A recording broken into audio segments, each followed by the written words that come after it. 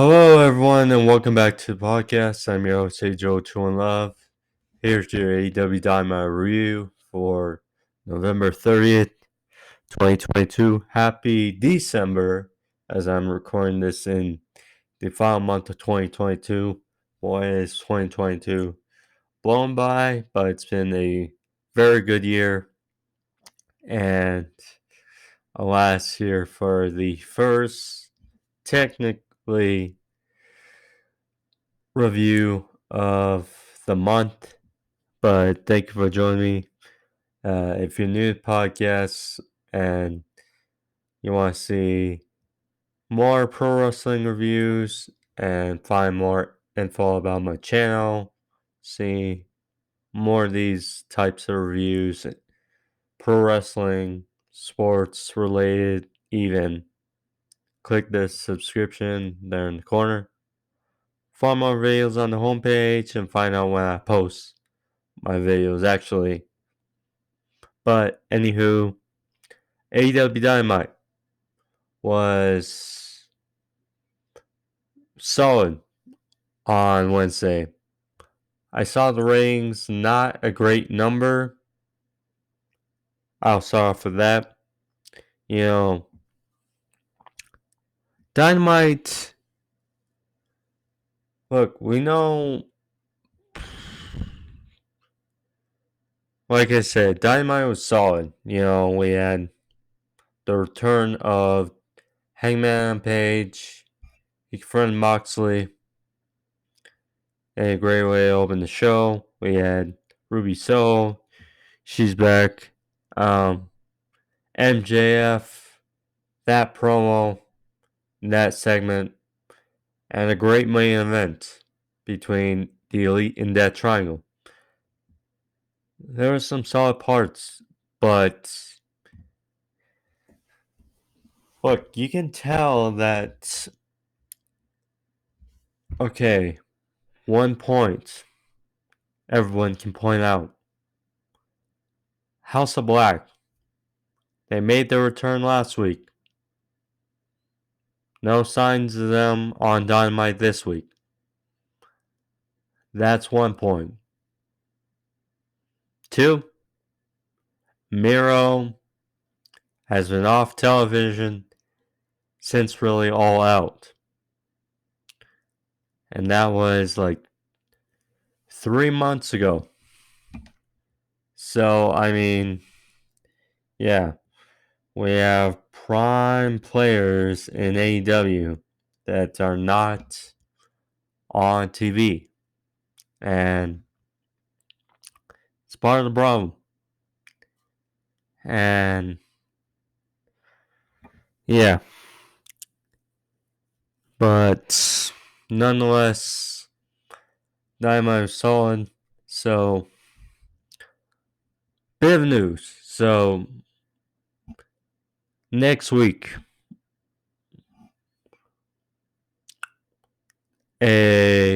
another Dynamite Diamond Battle Royal will take place. Now, MJF, the new world champion, is still the holder of the ring. And, you know, he will not be in this Battle Royal. The winner next week's Battle Royal will earn the right to face MJF at any point in time for the Dynamite Diamond Ring. So, I mean, got some participants. Ricky Starks, of course, will face MJF at Winter is Coming for the world title in 2 weeks. He won't take place in that Battle Royal. You know, you wonder, will he actually win it? And then perhaps that Winter is Coming, it's like a winner take all. You know, the title and the Dynamite Diamond Ring. That's a thought, but, you know, pretty interesting. A interesting issue, I would say. But we'll see next week. But not talking too much about next week, talking about Wednesday. And like I said, Wednesday is a solid show. Let's dive into it, shall we? So, show started off with Jon Moxley. He came out to ring, bolstered off the events of last week. He said that he grew up not too far from here, from Indianapolis, and that AEW and this ring is still his, and he's still the number one guy. He's still the best SOB on the roster,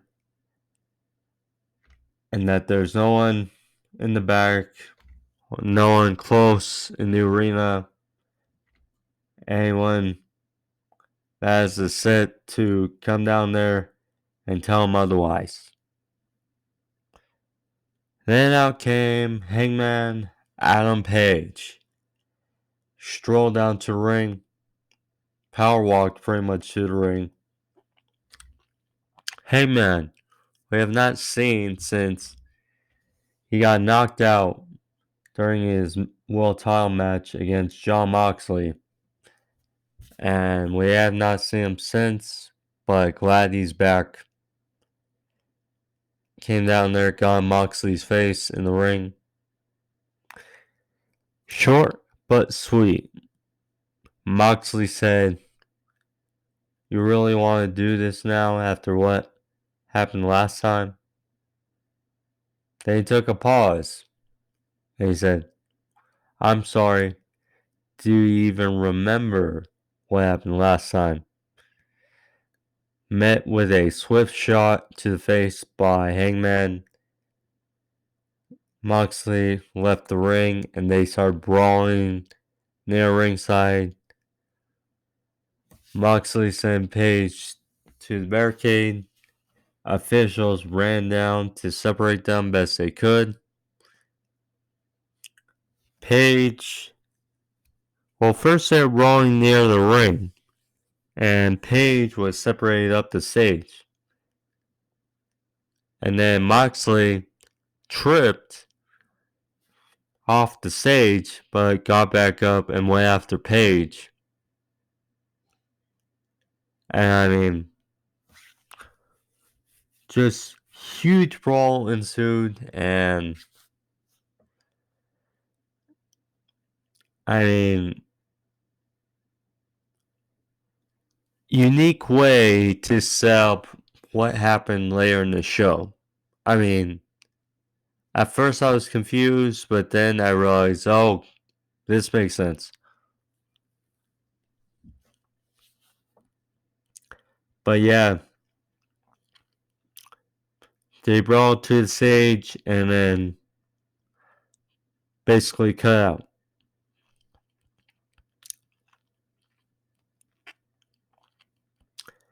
Then we got our first match of the night. Dax Harwood versus Bryan Danielson. Talked about a solid wrestling match between the two.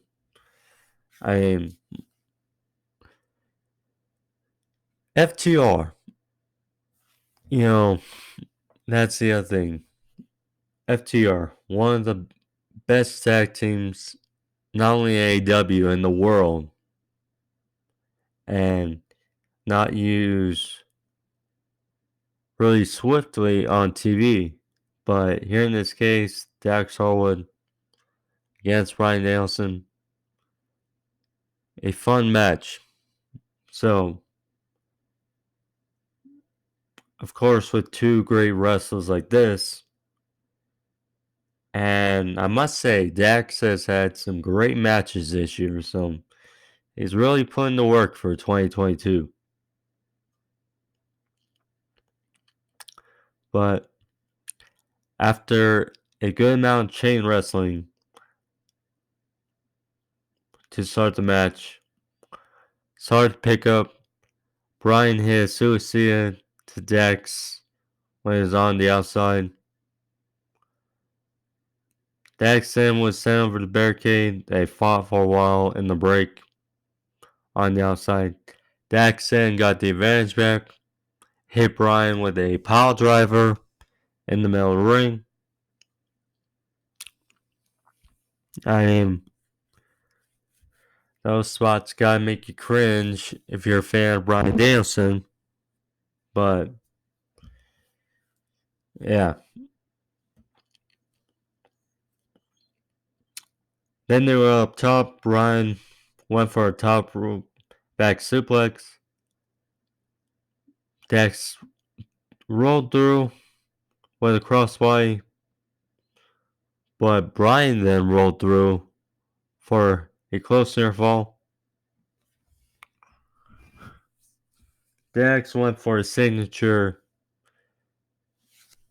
rebound top rope Liger Bomb. But Bryan countered, tried to counter into a Hurricanrana roll up, but Dax rolled through for a near fall.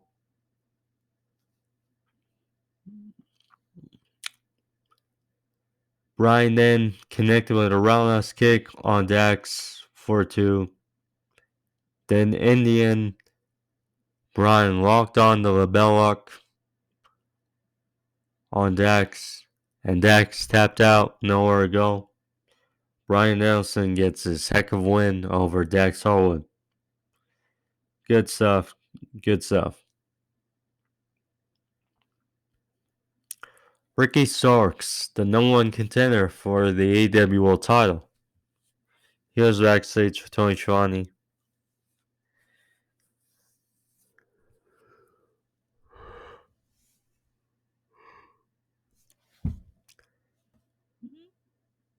He made a statement saying that he's going to be put in the Diamond Ring Battle Royal next week. He's going to win that. Go to Winners Coming. And he's going for everything MJF has. The title and the ring.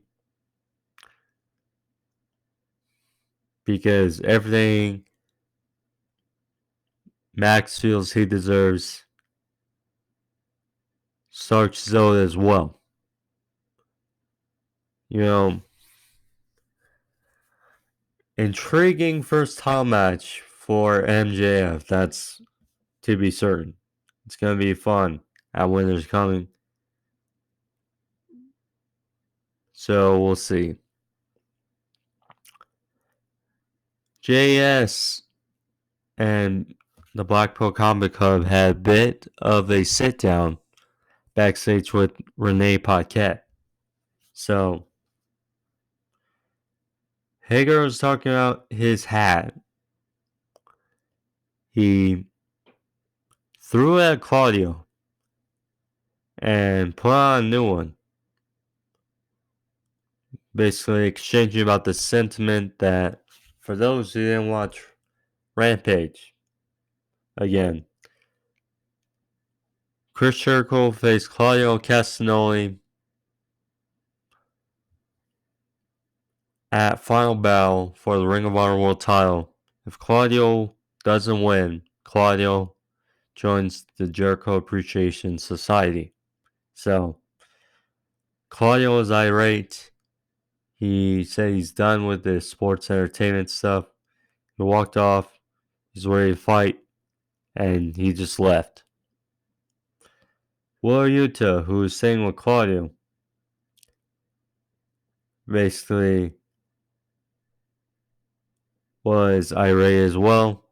And he challenged Daniel Garcia for a match at Final Battle for the Ring of Honor Pure title, saying, let's end this between the two. The rubber match between the two, that's gonna be fun. First was at Death Before Dishonor. Warrior to 1 on Dynamite in Buffalo. Daniel Garcia took it home. How does match 3 go? I'm not liking Warrior's chances, but we'll see.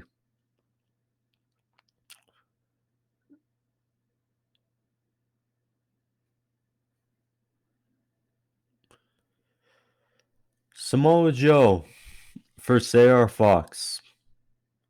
A open challenge for the TNT Championship. Now, AR Fox last week teaming with Top Flight, fighting for the trios titles. A very good showing. On Wednesday, it was announced he's officially All Elite. An open challenge for the TNT Championship. Samoa Joe's first match is an open challenge for the TNT. It feels like going on the same path for the TNT title. Open challenges. I mean, we'll see. Not only that, I detailed who was missing from Dynamite earlier. AR Fox. Why a good showing in this match against Samoa Joe. Again, him over those. Bit of a problem for people. Bit of a problem. But again, Fox impressed again with his high flying ability. Took a Joe quite a bit about this match. You know, one of my favorite spots of Joe from TNA to now, he even did Ring of Honor, the old Ring of Honor to now, is whenever he faces a high flying athlete, one of his best spots is when a guy is going for a high flying move off the top, and Joe just walks away. He just walks away. It's just one of the funniest yet clever parts of his repertoire, and it's just hilarious. It's just fun to see. Well, we kind of got that to the outside, and Fox at the end hit a beautiful 450 splash on Joe, who was laid out, but only got a near fall. In the end, Joe was like, screw this. It's time to get it done. Muscle buster by Joe for the win. Afterwards, Joe took the mic and his 2 belts, declared himself as the king of television because he has the TNT title and the Ring of Honor TV title. I mean, yeah. Then we got Wardlow on the big screen saying that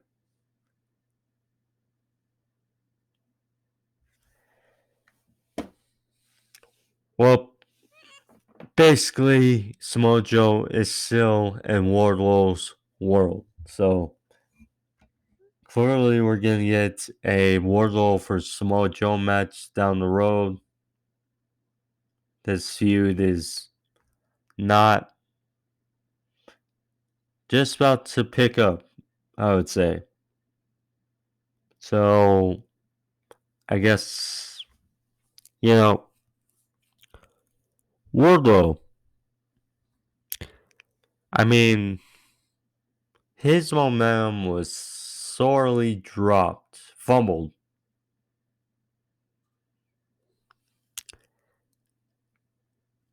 Right after the MJF match at Double or Nothing. Now that was part MJF, and that was part AEW and creative.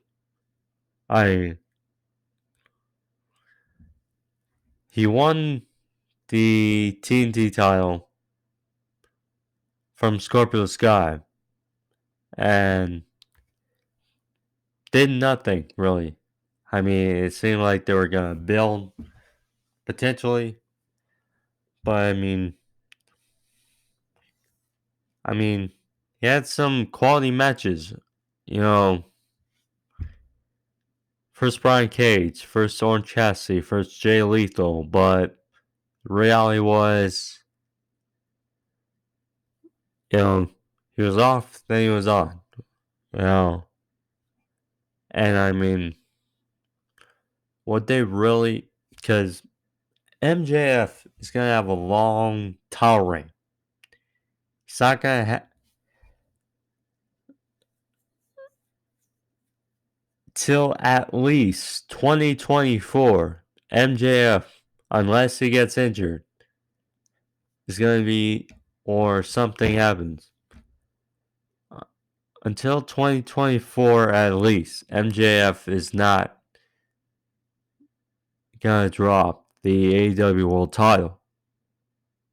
So where does that leave Wardlow? Because the progression of the TNT title, you know,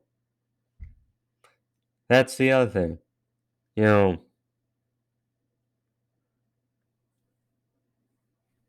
Miro should be in the world title conversation. That's a fact. After he had that great TNT title run. But he's not. Sammy Guevara, after he won the TNT title from Miro, pretty much got worse. And then Scorpio Sky, who we have not seen since he lost to Wardlow. And then now Wardlow. Samoa Joe. Love him. He's one of the best. Enjoyed seeing him for years, but the track record ain't great with the TNT title. So hopefully that changes.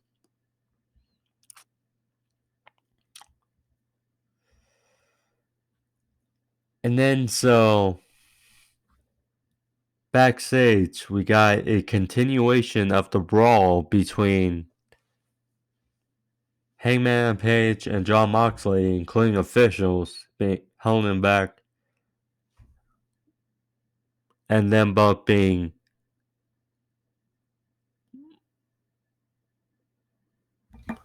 ejected from the arena, pretty much. So that opened the door for what happened next.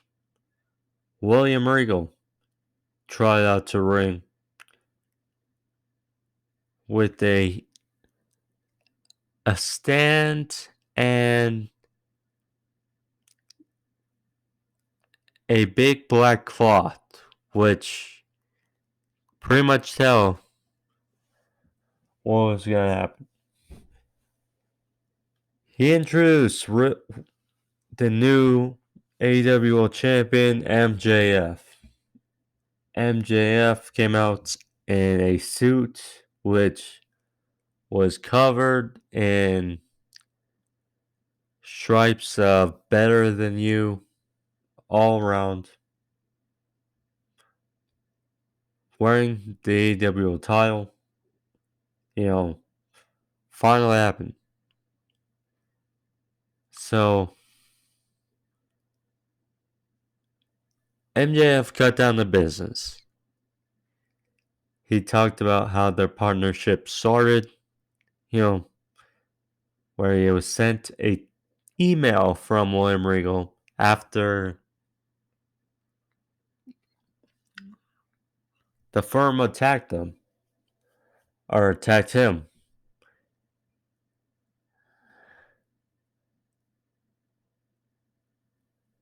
And Regal dictated that he can take him over top, but he needs to listen and he needs to do right. And he said, well,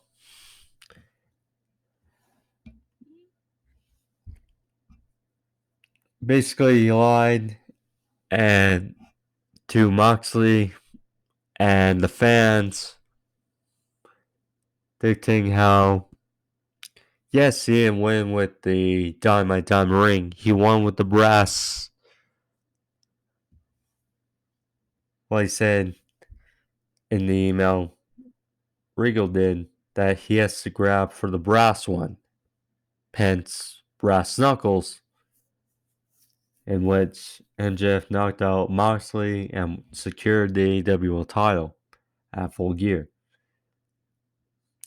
He wanted Moxley to feel that he was outsmarted by MJF. Then he went to the firm, saying that he kind of respects the firm, saying that they saw weakness in him and they exploited it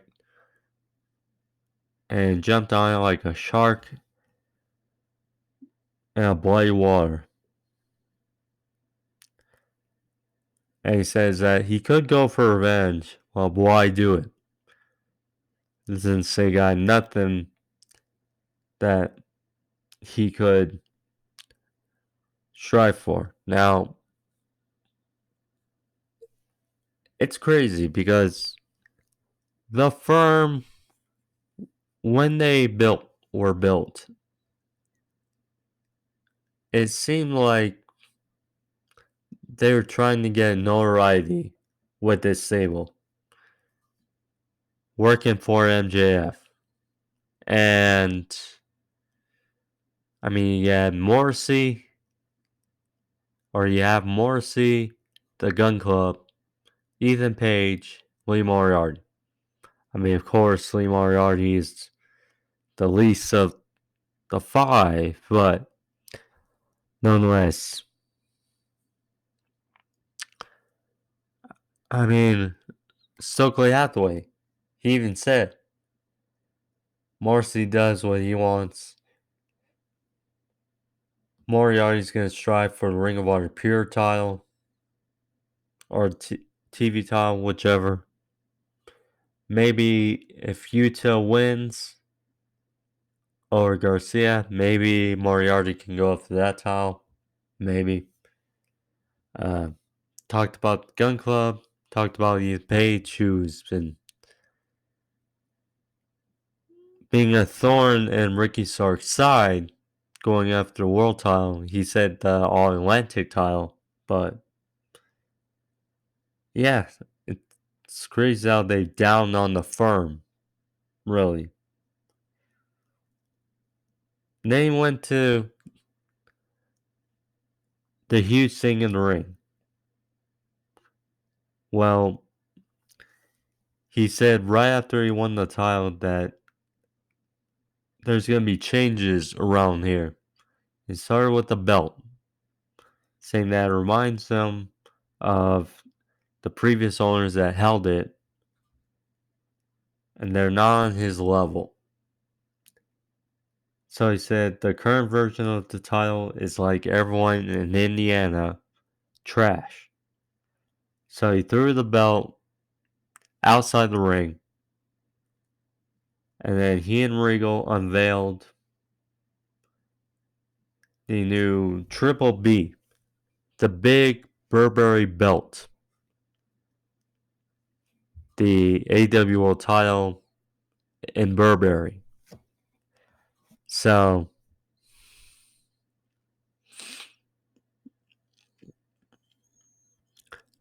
pretty good looking title, pretty damn good looking title, I must say.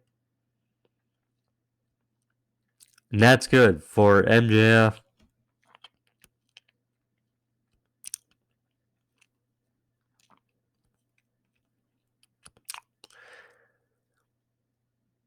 And he said that as long as he's in AEW, he will take it into the big war of 2024. He said as long as he's in AEW, that none of their favorites will ever get a crack or ever touch Triple B. Brought up names like Eddie Kingston, who got some great reactions.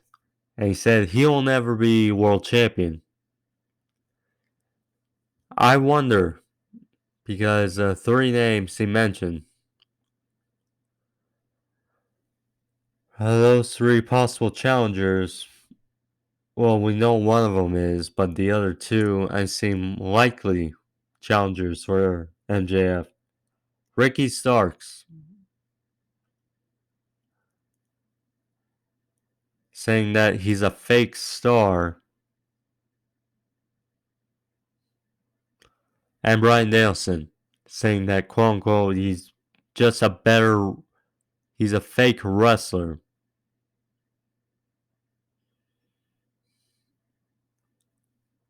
And he apologized to William Regal, said some people cannot be changed, no matter how hard they try. So, as I mentioned, brought up the Big Lord 2024 and his title reign, brought up the fans, saying the fans are fickle, and that, yeah, some were adulated and ecstatic for him to win the title, but in the end, a couple weeks will be begging for someone to take the title off him. And those people will be the same people that tune in to watch him lose. Claimed his reign will be longer than Hulk Hogan, JBL, Jeff Jarrett, and he'll have a title reign that will make Bruno Sammartino roll over in his grave.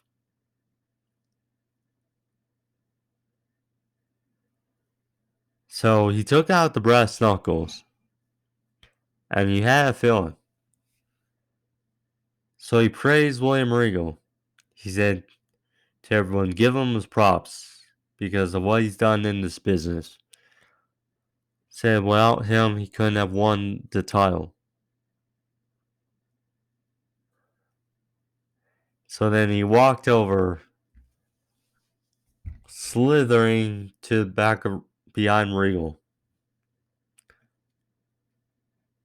And he wanted to say, was saying to Regal that I would like to say from the bottom of his heart, then one clean shot knocks out Regal in the back of the head with the brass knuckles.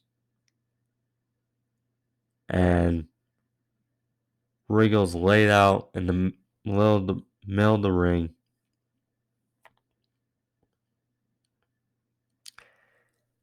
Regal brought, or MJF brought quotes of their previous encounter in the ring. Quote that the game has changed for Regal.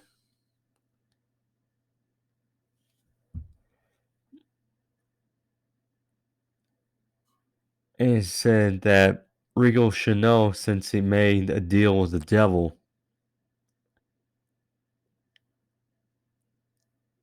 And flipped the switch from what Regal said in that email weeks ago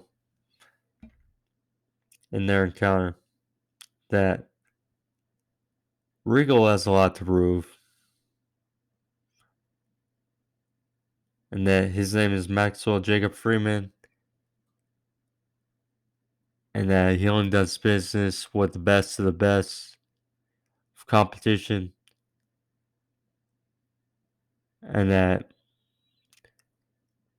if you like to offer, send him your stuff. Sincerely, Maxwell Jacob Freeman. And then officials stormed to the ring. MJF left through the crowd, shoved a fan to the side, holding his new Burberry belt, Triple B. Bryan Danielson rushed from the trainer's room. Get there, they checked on Regal, put him on a gurney, and The stretcher eventually got him to an ambulance. So perhaps Regal's taking time off from TV. I mean, that's what it's. MJF we know doesn't need a mouthpiece like William Regal. And we know how valuable William Regal is to any company. AEW, whether it goes back to WWE, we know the sass. But if William Regal stays, it'd still be a big addition still to AEW.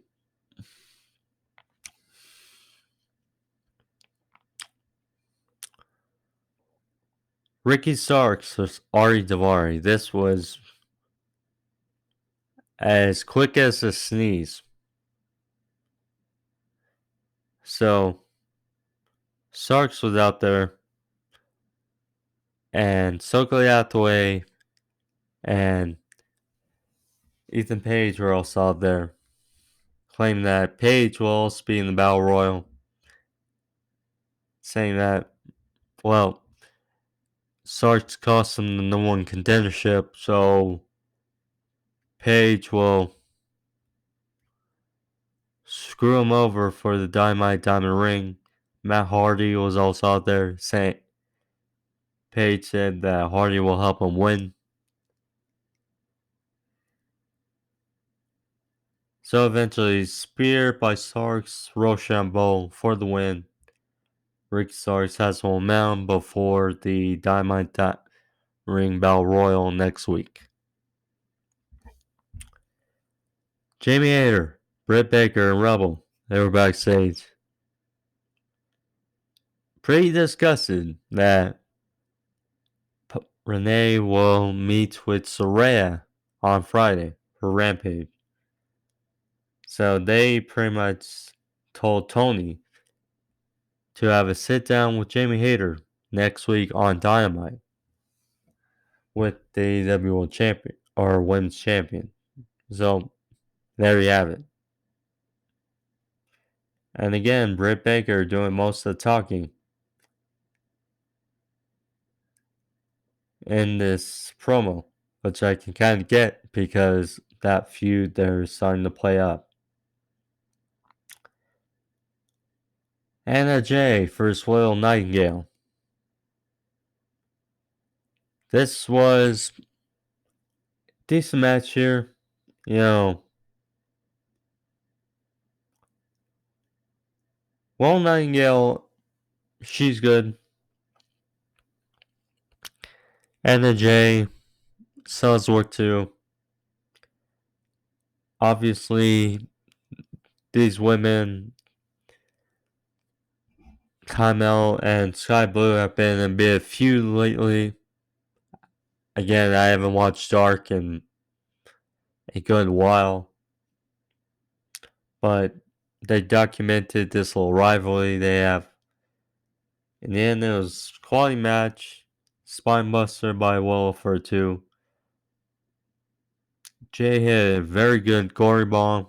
Only got a near fall. After multiple attempts, Willow finally got the Dr. Bomb for the win. So, Ty Mel Russian aid for the attack on Willow. And then, all of a sudden, because Indiana, Ruby Soho's music hits, and the first time since Chimel broke the nose of Ruby Soho, Ruby Soho is back and rush for the attack on Chimel. Another good name, poorly needed for the women's division. Good to see Ruby back, and yeah, pretty much.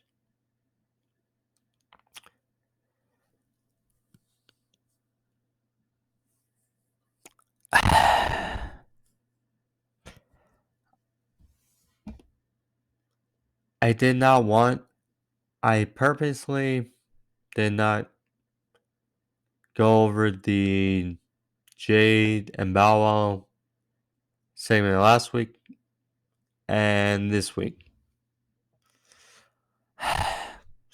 So Jade Cargill had a celebration in the middle of the ring. And with Kara Hogan and Layla Gray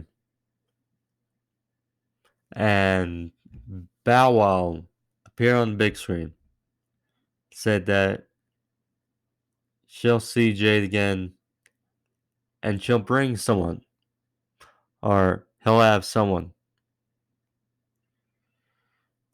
So, look, if this is not Chris Statlander or a big name, I don't get the point. I mean, this Jade Bow Wow stuff is not good. Jade's title reign is basically gone to shits now, so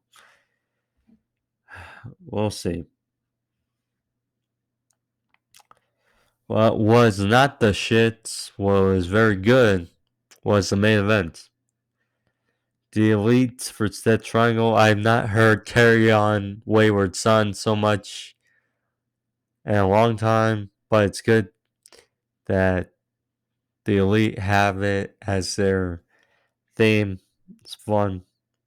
So match 3 of the best of 7. The Elite came into this down 2-0. So he brawled on the stage before the bell.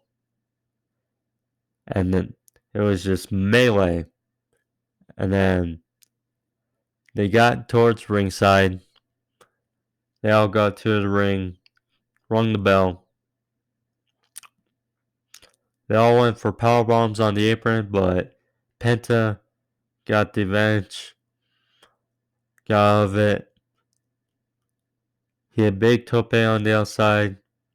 And then after a while, this was just craziness in this match. At one point, Death Triangle, all on the top rope, hit dives on the outside on the Elite. Excuse me. Penta actually had a package power driver for near fall. More bang for your buck by the Bucks for near fall. Penta big slash to the outside, taking out Nick Jackson. And this was fun. So Pac went for Brainbuster on, I believe it was Matt Jackson, Flare 2. And then he went for Black Arrow.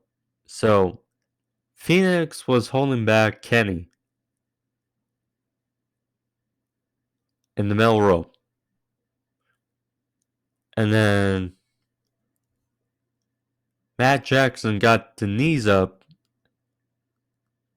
to Pac's face. And of course, Pac has that broken nose. And then Kenny went from being restrained to restraining Phoenix. Matt Jackson rolled up Pac 1, 2, 3. And the Elites climb back into, or at least have momentum in this series. Now it's 2-1. Going into Winter's Coming in 2 weeks. Match 4. We'll see. Did the Elite even up at Winter's Coming? I don't know, but you got another good one to look forward to. I must say, I have not been tired yet of these three can be. Well, because the other thing too is we have not seen the Bucks and Kenny since All Out. So I mean, yes, it's the same opponents for 7 matches, but it's different match. It's different things in the matches, so that's why I like. And what I also like is I kind of get it that all the matches are put in different places. That's the other thing. Because match 1 was the second match of Full Gear. Match 2 was in the middle of the show last week.